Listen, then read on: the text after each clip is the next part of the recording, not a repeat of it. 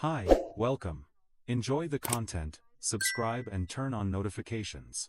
The record shows that Adam Bennett's life was built on a foundation. A foundation of predictable, reassuring routines. He rose each morning at 6 o'clock. Without fail. The coffee maker would hum to life, strong and black, filling the quiet Portland air with its bitter aroma. Before leaving for his job as a logistics manager, a profession dedicated to order and predictability, he would write a short note for his wife, Lena, and stick it to the stainless steel refrigerator. Have a great day. Or, don't forget about dinner tonight. Small. Solid gestures. He believed these were the load-bearing walls of their marriage. They had been married for 12 years. He was 40. And Lena, whose name he still thought had a musical quality to it, was 35. They lived in a pleasant two-story house in the Selwood neighborhood. A place with a well-tended garden, where people still nodded to each other on the street. To Adam, their life was a carefully constructed piece of machinery, and he was its chief operator. He provided the stability. She, a marketing strategist for a high-profile agency downtown, provided the creative flair. It was, on the surface, a perfect balance. But the record must be accurate. For the past 6 months, the machinery had been making a noise he did not recognize. A subtle grinding. A dissonance. It began with her appearance, on office days. Lena's role was a hybrid one, alternating between home and the agency's sleek downtown building. The change was almost imperceptible. At first, a nicer blouse, more carefully applied makeup. But soon, it escalated into something Adam's orderly mind could only categorize as ritualistic. Perfume he didn't recognize. An expensive, complex scent that seemed to hang in the air long after she was gone, an unwelcome guest in his home. High heels she rarely wore, clicking on the hardwood floors with a sound that was both foreign and definitive. Her hair, styled with an elaborate precision that took time. Time he could see, ticking away in the bathroom mirror. When he complimented her, hoping to tether the new version of her to the old one, she would offer a fleeting, almost dismissive smile. "I have a big client presentation," she'd say. Or, "just an important meeting with the partners." The explanations were logged, but they never felt convincing. They were like poorly fabricated data entries, flagging themselves for review. The silence, that had begun to grow between them, was the most troubling entry. In the early years, Lena would fill their evenings with vibrant stories. About her campaigns, the frustrating clients, the small office victories. He had listened with what he knew was genuine interest. He cared. He asked questions. He was a participant. Now, her stories had been redacted. "How was your day?" he would ask. A standard diagnostic query. "Fine," she'd reply, her eyes fixed on her phone. "Anything interesting happen?" "Not really. Just meetings." It was as if a part of her had been placed behind a firewall he no longer had the password for. She was physically present, occupying space in their shared home. But her emotional core was operating on a different, encrypted network. At night, the distance became a physical chasm in their bed. Her excuses were always ready. She was tired. She had a headache. She had an early start. Adam never pushed. Pushing was disorderly. But he felt the emptiness. A vacuum growing between them, pulling the warmth from the room. He tried to address the anomaly directly. He chose his moments with care. "Lena, I feel like we're drifting apart," he said once, his voice calm and measured. "Is something wrong? Is there something you want to tell me?" She always deflected, insisting he was overreacting. "It's just work stress, Adam. Tight deadlines, client pressure. You're seeing problems where there aren't any. Just relax." But Adam couldn't relax. His entire being was wired to detect patterns, to identify deviations from the baseline. And this was a deviation. His gut, an instinct he trusted as much as any spreadsheet, screamed that something was fundamentally wrong.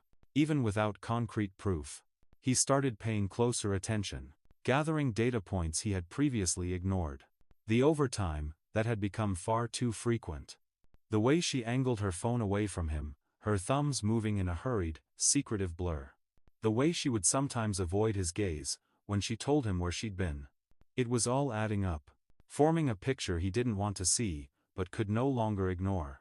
The melody of their life together was no longer in harmony. It was a discordant, unsettling noise. And he knew, with the cold certainty of a logician, that he had to find its source. The conversations, or the lack thereof, became a central exhibit in Adam's quiet investigation. He would mentally transcribe them later, searching for subtext, for the information that was being deliberately withheld. Exhibit A, the evening debrief. Adam. How was the meeting with the new client?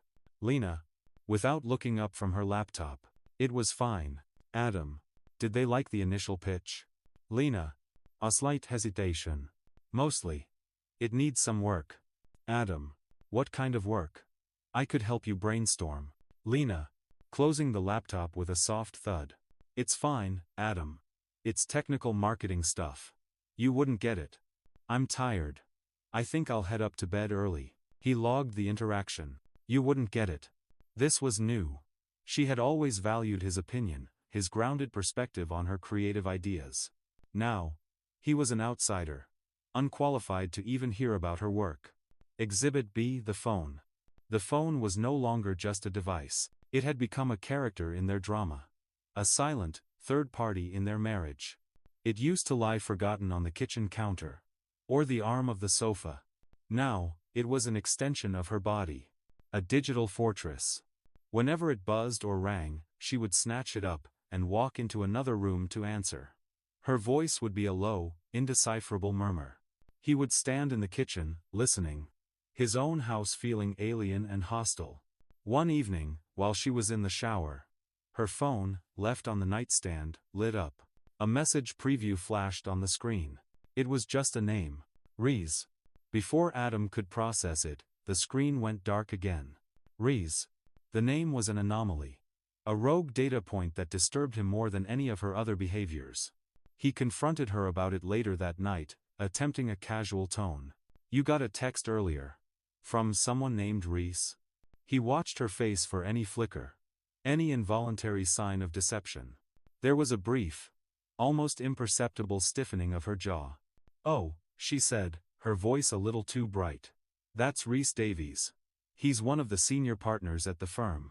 We're working on a difficult account together. He's just a workaholic. The explanation was plausible. It fit the available data. Yet, it felt hollow.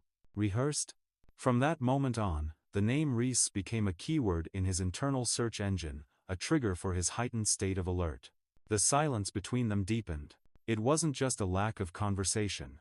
It was a heavy, suffocating presence. They would eat dinner with the television on. The sound of a sitcom filling the void that their own words used to occupy. He felt as if he were being systematically erased from her life. His access privileges revoked, one by one. He saw all the warning lights flashing, heard all the alarms. But he felt powerless to stop it. She had built walls. And every attempt he made to breach them was met with denial. You're being paranoid, Adam. You need to trust me. Why are you making things so difficult? He recorded her words. And next to them, he made his own silent annotation. Deflection, gaslighting, misdirection. He knew that when one part of a system begins to fail, it is only a matter of time before the entire structure collapses. And he could feel the tremors, growing stronger every day. It was an ordinary Tuesday in October, when the system finally broke down. Adam had an important afternoon meeting. A project he had been meticulously planning for weeks. He was already on the freeway when his phone chimed. An email. The client had a family emergency. The meeting was cancelled. He checked his watch. Not even 2 in the afternoon. Normally, he would have returned to his office. He would have used the time to bring more order to his world. But that day, a different thought entered his mind. An impulse. A deviation from his own rigid protocols. But it felt necessary. A simple, spontaneous idea. Why not drop by Lena's office and surprise her? He could tell himself it was a romantic gesture. But it was not born of romance. It was a calculated move. It was a field audit. An opportunity to cross-reference Lena's narrative with observable reality. He stopped at a cafe on the way, purchasing the props for his role. Her favorite iced latte, a chocolate croissant. As he drove through downtown Portland, he felt a strange mix of dread and anticipation. A part of him hoped he was wrong. But the larger part of him, the logician, knew what he would likely find. Or rather, what he wouldn't. He walked into the lobby. The air was cool and smelled of polished marble. A receptionist greeted him with a polite smile. "Hi," Adam said, his own smile feeling stiff. "I'm here to see Lena Bennett. I just wanted to drop off a coffee for her." The receptionist's smile didn't falter. She tapped a few keys on her computer. "Bennett. I'm sorry, sir, but Lena isn't in the office today. It's her designated remote work day." The floor seemed to drop away beneath him. The data did not align. "Remote work?" he repeated, his voice distant. "Are you sure? She left this morning dressed for the office. She said she had back-to-back meetings all day." The receptionist, sensing his confusion, turned her monitor slightly towards him. "See? She's marked as WFH working from home. She hasn't badged in today." "I'm positive." Adam stared at the screen. The letters WFH seemed to mock him. He thanked her with a stiff nod, turned, and walked out of the building on autopilot. The latte felt lukewarm in his hand. Sitting in his car, in the sterile quiet of the parking garage, Adam took a deep breath. The pieces were clicking together. The elaborate outfits, the perfume, the secret phone calls, the lies. It all pointed to one unavoidable conclusion. Adam was not the type to wait. He pulled out his phone. His fingers trembled slightly as he typed, "Private Investigator Portland." He called the first one on the list. A man with a deep, professional voice answered. Adam explained the situation, stripping it of all emotion. "I need to know my wife's location. Right now. She told me she was at work. But she is not there. I need answers. Today." The investigator was calm and efficient. He could help. He asked for the essential information. Lena's full name, her car, the license plate. Adam provided everything quickly, rattling off the data as if reading from a report. The investigator promised to start immediately, and to have an answer within a few hours. Adam hung up. He sat there in the silence, holding the coffee that no longer had a purpose. He got out of the car, walked over to a trash receptacle, and dropped the drink and the pastry inside. He felt a strange mix of anger, grief, and a cold, clarifying certainty. He was about to receive confirmation of something that would change everything. The final, irrefutable data point was on its way. 3 hours later, the phone rang. An unknown number. Adam answered on the first ring, his heart hammering against his ribs. It was the investigator. "Mr. Bennett." The man's voice was flat, professional. "I've located your wife's vehicle. It's parked at a residential complex in the Pearl District. The address has been sent to your phone." Adam closed his eyes. The Pearl District. Expensive lofts. Upscale condos. "There's more," the investigator continued. "I've identified the apartment unit. It's registered to a Mr. Rhys Davies. A quick search confirms he is a senior partner at the same marketing agency where your wife is employed." The confirmation hit him like a physical blow. There it was. Rhys. No more doubt. No more room for alternate theories. Lena was cheating on him, with her boss. "Sir, would you like me to continue surveillance?" Adam took a steadying breath. His mind was already moving. "No," he replied, his voice firm. "I want you to go there now. Document everything. Photos. Videos. Whatever you can get. Prepare a full report. I need it by the end of today." The investigator confirmed, and hung up. Adam sat motionless. The shock was already hardening into something else. Cold. Focused. Ray. There was no time to fall apart. There was only time to act. He called his lawyer, Robert Caldwell. He explained the situation with the same dispassionate clarity. Robert listened. "Adam. I am truly sorry. I'll begin preparing the divorce papers immediately. Send me the report as soon as you have it." Adam thanked him and ended the call. He was going to end it. That very day. Directly. Clearly. And definitively. At 6 o'clock that evening, the investigator's email arrived. He opened it. Photos of Lena's car. Photos of her and Rhys. entering the lobby together, laughing, standing too close. The report was meticulous. Timestamps. Dates of other late work nights. Documented. Undeniable. Adam drove to a nearby print shop. He printed every photo. Every page of the report. He placed it all in a simple black folder. Then, he drove straight to the address in the Pearl District. He parked across the street. He looked at the black folder on the passenger seat. It felt heavy. Like a weapon. He got out of the car. There was no nervousness. Only a cold, steely determination. He walked into the lobby. He spoke to the doorman with an authority he didn't feel, but could project. "I'm here for apartment 304. Rhys Davies. He's expecting me." The doorman nodded and gestured towards the elevators. The elevator rose slowly. 3rd floor. He walked down the hallway until he found the door. 304. He stood before it, listening. Faint music from within. Then, without hesitation, he knocked. 3 times.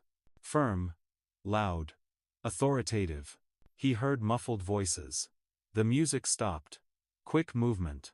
The lock turned. The door opened. And there she was. Lena. Her face was flushed. Her hair slightly messy. She was wearing a silk blouse he had never seen before. Her eyes widened when she saw him. All the color drained from her face. She stood frozen. Unable to speak. Adam said nothing. He simply held up the black folder. And handed it to her. Lena took it instinctively. "Adam? What are you doing here? How did you?" Her voice was a trembling whisper. He didn't answer her. He tilted his head slightly, and from behind her, Rhys appeared. Hastily buttoning his shirt. His face pale with shock. Adam looked at them both. A cold, dismissive glance. Then he spoke, his voice calm, and sharp as glass. "Open the folder, Lena." She stared at it as if it were a bomb. With trembling fingers, she opened it. She saw the photographs. The report. The lies. "Adam, I can explain." She began, her voice cracking. He held up a hand. Cutting her off. "No. You can't. There is no explanation for this. You lied. You looked me in the eye every morning. And you lied." Rhys took a step forward. "Look, man, we should talk about this like adults." Adam's gaze shifted to him. The sheer intensity in that look made Rhys step back. "You don't talk to me," Adam said, his voice dangerously low. "You don't exist." Lena started to cry. "Adam, please. I was wrong. I know I was wrong, but we can talk about this. We can try to fix it." Adam let out a short, bitter laugh. "Fix it? Do you really think betrayal can be fixed?" He reached into his coat pocket and pulled out another envelope. White. Official. He held it out to her. "Take it," he commanded. She took it. She opened it slowly. And saw the divorce papers. Already filled out. Already signed by him. "I suggest you get a lawyer," Adam said, his voice flat. "Because this isn't a negotiation." He looked at them both one last time, standing together in the doorway of their secret world, now brutally exposed. "You two deserve each other." He turned. And walked toward the elevator without looking back. The elevator ride down was silent. He stood perfectly still, staring at his reflection in the polished steel doors. He felt a volatile mixture of rage, relief, and a profound emptiness. The fault in the system had been confirmed. Now, it was time to remove the corrupted files. When he arrived home, the house looked the same, but felt entirely different. Every object, every photograph, was now an artifact from a life that no longer existed. Contaminated, he went straight upstairs. He pulled large suitcases from the closet. And with methodical precision, he began to pack Lena's things. He folded every blouse. Every pair of jeans. Each item folded was a step toward closure. He worked through the night. The next morning, he called a locksmith. Within an hour, every lock on the house had been changed. Lena's key was now just a useless piece of metal. The purge continued. He changed the Wi-Fi password. He canceled her credit card. He blocked her number. Blocked her on social media. A complete and total communications blackout. He did not want to hear apologies, excuses, or pleas. The case, was closed. He forwarded all the documentation to his lawyer. The process would be a clean extraction. 3 days later, she showed up at the house. Adam saw her through the security camera. She stood on the front porch, looking lost. She rang the doorbell. Repeatedly. Adam watched the monitor from his kitchen, his face impassive. She tried her old key, rattling it uselessly in the new lock. She knocked. Adam. Please. I just want to talk. He stood on the other side in silence. Unmoving.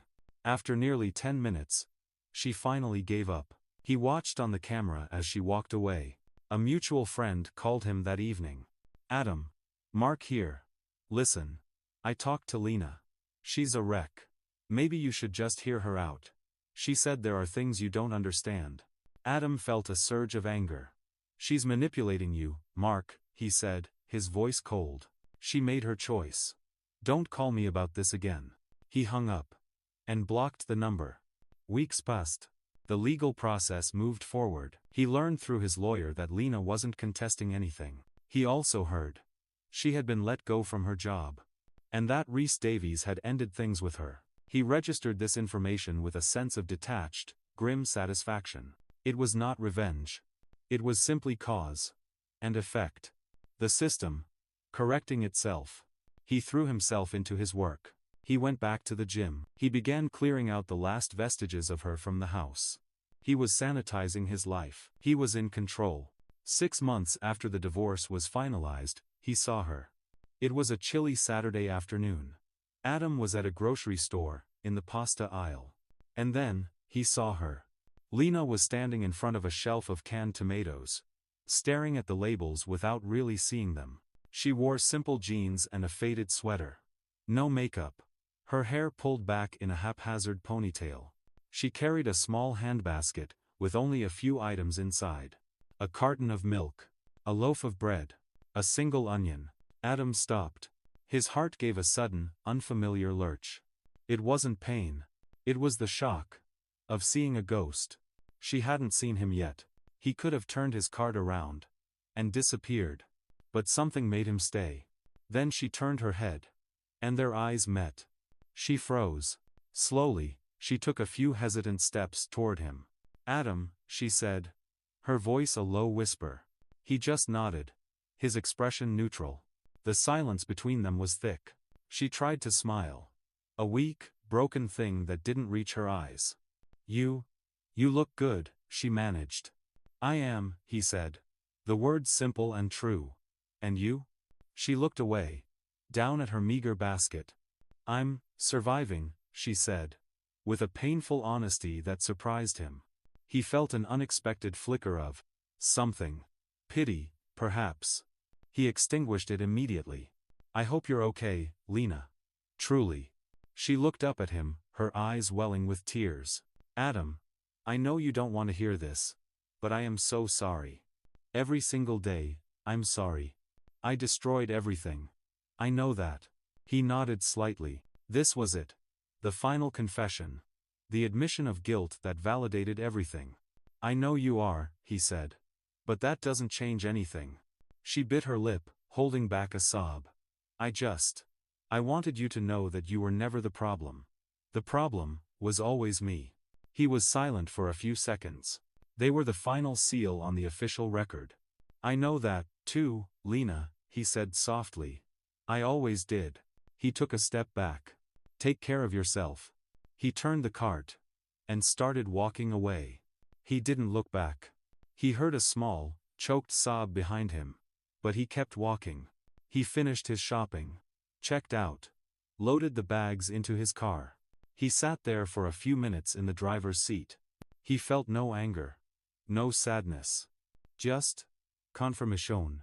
He had made the right choice. She had lost everything, because the consequences of her own actions had run their inevitable course. He had rebuilt. His dignity was intact. He started the car and drove out of the parking lot, leaving the last remnant of a closed chapter behind him. The system was stable once more. The record was complete. Life would go on, orderly and predictable. Just as he had always intended. The preceding narrative is based on the personal recollections and perspective of Adam Bennett. However, documents from the subsequent civil litigation case, Bennett, L. versus North Star Marketing Agency, provide additional context. Email correspondence submitted as evidence shows that 8 months prior to the events of that October, Lena Bennett had filed 2 separate confidential complaints with the agency's Human Resources Department regarding unwanted advances and professional pressure from senior partner Rhys Davies. Internal memos suggest the hybrid work model was a temporary solution proposed by HR while they investigated the matter. Records from a legal aid clinic show Lena had several meetings during the fall, sessions she had described to her husband as client meetings. The agency chose not to renew her contract 2 weeks after Rhys Davies was promoted to the executive board. The transcript, in the end, records only one person's truth. Thank you for watching the video. If you enjoyed it, don't forget to subscribe to the channel and turn on notifications so you won't miss any updates. See you next.